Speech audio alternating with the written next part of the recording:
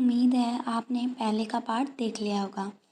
तो स्टोरी के इस पार्ट में हमने देखा था कि फ्रेड का जन्म हो जाता है, जो कि इस नोवेल का मेन लीड है, और वो भी रो रहा होता है। तो ये स्टोरी भी उसी से ही स्टार्ट होती है। यहाँ पर उसके बर्थ की सेलिब्रेशन चल रही होती है, और यहाँ इस सेलिब्रेशन में लूना भी शामिल होने आई होती है। क्योंकि रात का वक्त है तो उसके जो हेयर हैं वो वाइट हो जाते हैं। वो बोलती है, फाइनली जिस दिन का मैंने इंतज़ार किया था वो आ चुका है। लूना के दिल में ना स्पेशल जगह है हमारे मेन लीड की, क्योंकि उसने सेंचुरीज तक उसका वेट जो किया है।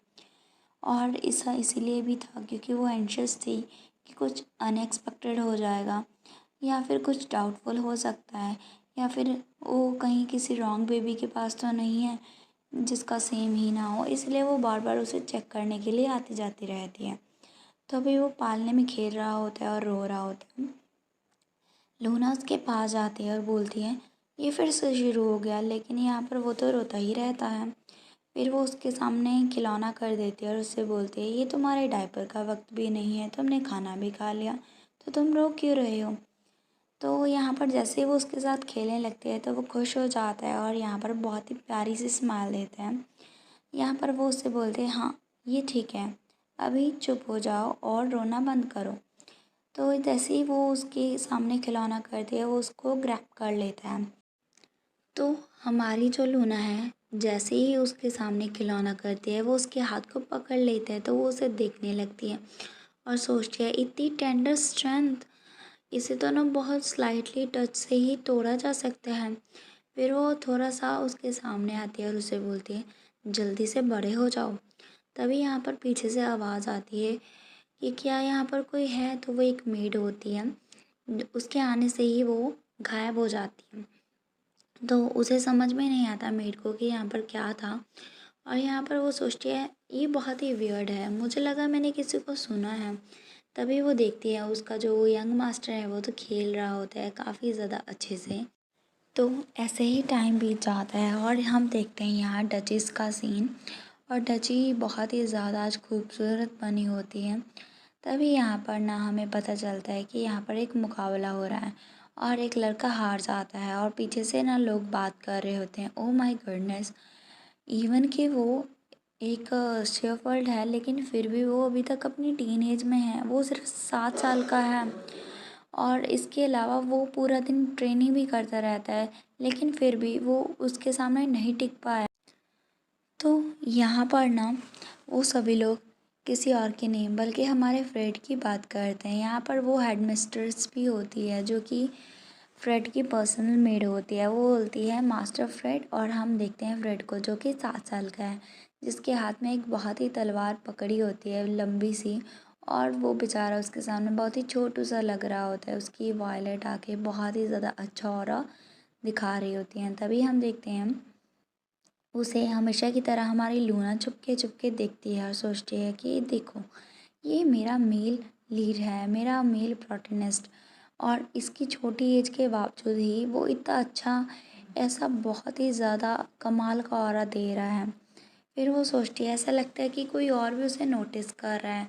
और वो कौन है, वो करंट डची है जो कि शफर्ड होल्ड की है, मतलब इस हाउस की है। उसका नाम कैली है, और यहाँ पर हमें थोड़ा सा उसके बारे में बताया जाता है कि कैली बहुत ही ज़्यादा ही अच्छी है स्वॉर्ड्समैनशिप में। तो कैली ने ना, जो हमारा फ्रेंड है, उसे तब से ही स्वॉर्ड्समैन सिखानी स्टार्ट कर दी थी जब वो वॉक करने लगा था। और उसके एडवाइज़र ने ऑब्जेक्ट भी किया था कि ये बच्चे के लिए ज़्यादा हार्म हो जाएगा, लेकिन कैली ने बिल्कुल भी किसी की बात नहीं सुनी।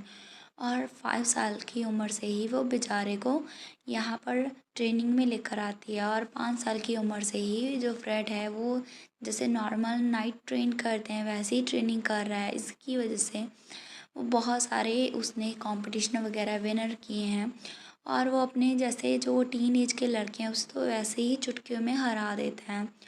और जो हाउस होल्ड की जो एक्सपेक्टेशन है वो और भी ज़्यादा एक 7 साल के बच्चे के साथ ग्रो अप होते जा रही हैं। और यहाँ पर वो सोचती है मुझे अपने आप को होल्ड बैक करना होगा। अगर मैंने और ज़्यादा ऑब्ज़र्व किया ना, तो मैं खुद को कंट्रोल नहीं कर पाऊँगी और ज़्यादा इन्वॉल्व हो जाऊँगी। तो वो इसीलिए बोलते हैं क्योंकि लास्ट टाइम कुछ ऐसा इंसिडेंट हुआ था। लास्ट टाइम फ्रेड खेल रहा होता है बॉल के साथ, और वो जो बॉल है ना, वो बहुत ही ज़्यादा ज़ोर से मारता है और वो फेंस से बाहर चली जाती है। यहाँ पर लूना बिना किसी सोचे हुए वो उसे वापस फेंक देती है। जैसे ही यहाँ पर सभी को पता चलता है, क्योंकि जो फ्रेंड है ना, उसके लिए बहुत ज़्यादा सिक्योरिटी टाइट होती है और फ्रेंड्स के इधर उधर जाना किसी को भी मुनासिब नहीं है। और यहाँ पर फ्रेड सभी को जाके बोलता है कि किसी ने ना बॉल को टॉस किया और वो इतनी दूर से आ गई। तो जैसे ही सबको पता चला तो सभी लोग अलर्ट हो गए और जो सिक्योरिटी है उसकी ज़्यादा लेयर्स वहाँ पर होने लगी। यहाँ पर वो सोचती है कि मैं हमेशा और ज़्यादा वेट कर सकती हूँ जब तक तुम अच्छे से ग्रोन अप नहीं होते। ये बिल्कुल भी कुछ भी नहीं है मेरे लिए, क्योंकि मैंने बहुत ज़्यादा वेट ऑलरेडी ही किया है। जो मैंने इतनी सेंचुरी का वेट किया है उसकी कंपैरिजन तो ये कुछ भी नहीं है। और यहाँ पर वो सोचती है ओरिजिनल स्टोरी में फ्रेड जो सफ़र करता है, बहुत ही ज़्यादा स्ट्रगल करता है, ब्लॉसम करता है अपने गिफ्ट को पाने के लिए। लेकिन इस लाइफ में मैंने उसे हर एक चीज़ के साथ प्रोवाइड किया है जो उसे चाहिए, उसे इजी रख सके। बस मुझे उस लड़की की ज़रूरत है, मतलब सेंटनेस की। तभी यहाँ पर वो अपने हट में जा रही होती है, तभी उसे कुछ सुनाई देता है और कुछ स्मेल आती है। वो सोचती है वेट अ सेकेंड। फिर उसकी आंखें और ज़्यादा रेड हो जाती हैं। वो सोचती है कि यहाँ कोई भी पहले इंट्रूडर नहीं आया है, किसी की भी हिम्मत नहीं है इस कर्स्ड वुड्स के अंदर आने की। और ये स्मेल, ये तो ब्लड की है। यहाँ पर वो मतलब कुछ उसे मतलब, क्योंकि वो एक बहुत ही ज़्यादा हाइट एंड वैम्पायर है, तो उसकी जो शक्तियाँ हैं वो कुछ और होती हैं, बहुत ही ज़्यादा पावरफुल होती है। तो उसे बहुत दूर से ही स्मेल आ जाती है ब्लड वगैरह की, और वो किसी के एहसास को जो है वो फील कर सकते हैं कि यहाँ पर कौन है। बहुत ही माइन्यूट सी डिटेल भी। यहाँ पर वो सोचती है ये बहुत ही ज़्यादा हार्श साउंड आ रही है कि कोई बहुत ही ज़्यादा स्ट्रगल कर रहा है अपनी ब्रीथ के साथ। ऐसा लगता है कि उसका एंड आ चुका है। ये एक ह्यूमन है और बहुत ही ज़्यादा यंग ह्यूमन। हमें दिखाया जाता है एक बच्चा उस वुड्स के अंदर बैठा होता है, उसके अराउंड बहुत ही ज़्यादा ब्लड होता है और वो मरने की कगार पे होता है। उसके सामने एक आदमी होता है जो कि उससे बोलता है प्लीज़ मुझे ज़्यादा हेट मत करना, यह मेरा मतलब खुद का पर्सनल नहीं है, ये हमेशा से होना ही था। मैं तो बस यहाँ पर खुद से ही आया हूँ तुम्हारा कत्ल करने के लिए, अगर मैं नहीं तो कोई और आता। तभी वो उसकी नेक को तलवार से चीरने लग जाता है। वो सोचता है कि ये सारी जो चीज़ है वो तुम्हारे ब्लड लाइन के कारण है, तो तुम सिर्फ खुद को ही ब्लेम कर सकते हो। तभी यहाँ पर ना वो उसे मार नहीं जा रहा है, तभी यहाँ पर उसे प्रेजेंस फील होती है किसी की। तो वो जो नाइट है वो बोलता है कि कौन यहाँ पर है, खुद को मेरे सामने लाओ।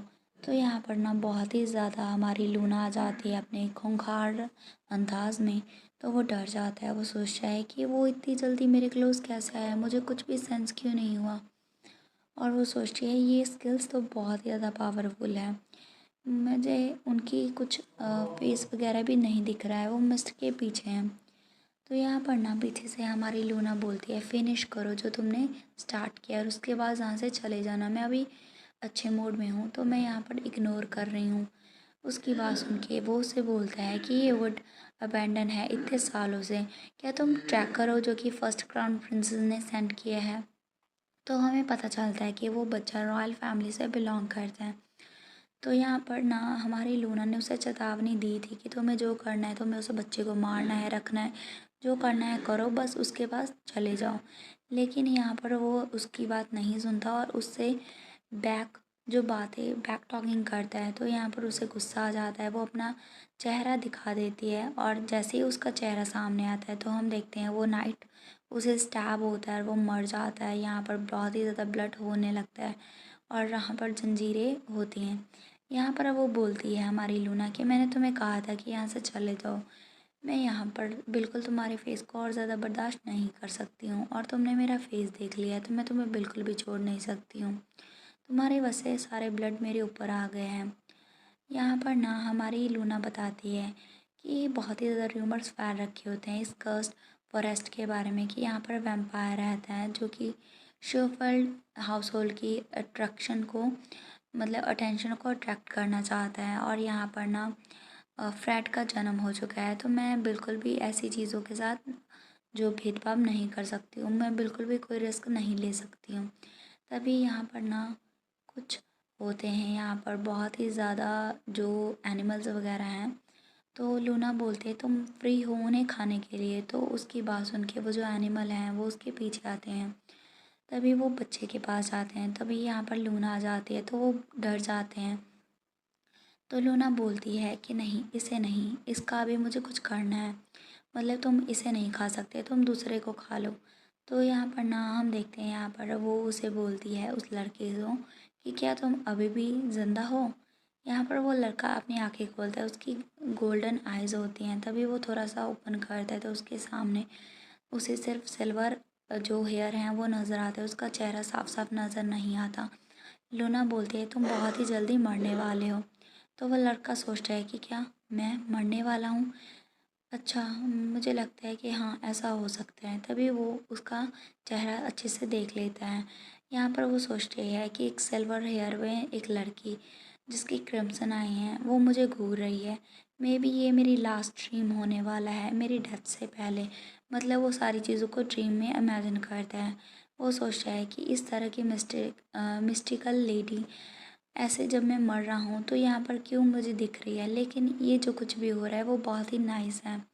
तो हमारी लूना मम्बल करती है और उसे बोलती है कुछ, लेकिन यहाँ पर उसे समझ में नहीं आता।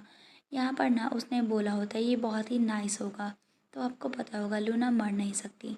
तो वो बोलती है तुम्हारे लिए मरना कितना नाइस है ना। तो यहाँ पर ना वो बोलने की कोशिश करता है कि तुम क्या कर रही हो। तो यहाँ पर हमारी जो लूना है वो कुछ करती है, और यहाँ पर जैसा कि आपको पता है कि जो वैम्पायर हैं वो दूसरे को वैम्पायर में चेंज कर सकते हैं। यहाँ पर हम देखते हैं इधर से उधर अभी दिन का टाइम आ जाता है, रॉयल गार्ड्स होते हैं इधर से उधर, वो बोलते हैं कि मुझे यहाँ पर कुछ नहीं दिखाई दे रहा। तो वो बोलता है कि यहाँ पर बहुत ही ज़्यादा ब्लड है इधर से उधर, लेकिन यहाँ पर उसका एक सिंगल ट्रैक भी नहीं है। तो दूसरा लड़का बोलता है सर इतना ब्लड लॉस हुआ है तो सेकंड क्राउन प्रिंस डेफिनेटली ज़िंदा नहीं होगा। तो दूसरा लड़का बोलता है कि ये कोई इशू नहीं है। फिर वो सोचते हैं ये बहुत ही बुरा हुआ, जो प्लेस है वो बहुत ही जल्दी ब्लड बैथ बनने वाली है। यहाँ पर ना मतलब कि जो फर्स्ट प्रिंसेस है वो बहुत ही ज़्यादा अभी छानबीन कर रही है सेकंड प्रिंस के बारे में कि वो ज़िंदा है या फिर मर चुका है। हमें किसी ना किसी एविडेंस की ज़रूरत है उसकी एग्जिस्टेंस के बारे में पता लगाने के लिए, उसके बाद ही हम यहाँ से जा सकेंगे, वरना हमारे पास बिल्कुल भी कोई ऑप्शन नहीं है। यहाँ पर ना वो जो रॉयल गार्ड्स हैं वो एक दूसरे से बात कर रहे होते हैं कि तो हमें क्या लगता है कि जो प्लेस है वो अभी पैलेस है, मतलब जो रॉयल पैलेस है वो अपनी राइट जगह पर है, नहीं। दोनों एम्प्रेस और एम्पीरियल कंसॉर्ट दोनों ही सेटिस्फाई होगी जब उन्हें सेकंड क्राउन प्रिंस का प्रूफ मिलेगा। अगर वो सच में मर चुका है तो हमें यहाँ पर फिर उसका प्रूफ लेके जाना होगा, क्योंकि जो फर्स्ट क्राउन प्रिंस है जो फर्स्ट बॉर्न है वो ब्लड रिलेशनशिप नहीं है, मतलब उसका और सेकंड प्रिंस दोनों ही ब्लड रिलेशनशिप से नहीं है। शायद उनका कोई कनेक्शन रहा होगा जो कि हमें नहीं बताया जाता, लेकिन वो स्टिल उसका जो ब्रदर है वो उसे ऐसे कम्प्लीटली इग्नोर नहीं कर सकती स्ट्रेंजर की तरह, क्योंकि अभी उसे पता चल चुका है कि उसका ब्रदर की डेथ हो चुकी है या फिर कोई उसका पीछा कर रहा था। तो हमें यहाँ पर ना उसके बारे में कुछ लेकर जाना पड़ेगा प्रूफ, ताकि हम दिखा सकें, ताकि वो अपनी आगे की जो जर्नी है उसे मतलब आगे की जो जर्नी है उसे कंटिन्यू कर सके, अपना प्लान एग्जीक्यूट कर सके। यहाँ पर ना वो सोचता है कि उसका जो छोटा भाई है वो डिसअपियर हो जाएगा, क्या वो अच्छे के लिए है या फिर बुरे के लिए, वो दोनों ही सोच में पड़ जाते हैं। यहाँ पर हमारा सीन कट होता है और आपको उम्मीद है अच्छा लगा होगा चैप्टर। तो यहाँ पर ना मीन अभी इस चैप्टर में क्या हुआ था, इस चैप्टर में जो फ्रेड है वो भी थोड़ा सा बड़ा हो चुका है, साथ में लूना भी उस अपने वुड्स के जो हट है वहाँ पर जाने लगती है, और वो कर्स्ड फॉरेस्ट में जैसे ही गुजरती है तो उसे वहाँ पर एक ह्यूमन के ब्लड की स्मेल आती है। वहाँ पर एक छोटा बच्चा होता है जो कि मरने वाला होता है, लेकिन यहाँ पर शायद जो लूना है उसने अपनी शक्ति उसे उसे मतलब अपने फैन से काट लिया होगा, जिसकी वजह से वो भी वैम्पायर बन जाएगा और वो ज़िंदा रहेगा। यहाँ पर रॉयल फैमिली से वो लड़का बिलोंग करता है और अभी रॉयल गार्ड उसे ढूंढ रहे होते हैं कि अगर वो ज़िंदा है तब भी उसका कोई ना कोई एविडेंस लेके जाना पड़ेगा, अगर नहीं है तब भी। और यहाँ पर हमारी जो लूना है वो उसे प्रॉबेबली अपने साथ ले जाएगी हट के बीच में, और वहाँ पर स्टोरी का एक न्यू मोड स्टार्ट होगा और स्टोरी और भी ज़्यादा अच्छी और रोचक बनने लगेगी। एंड यहाँ पर हमारा सीन कट होता है। उम्मीद है आपको स्टोरी अच्छी लगेगी और वीडियो को लाइक करना और चैनल को सब्सक्राइब करना मत भूलिएगा।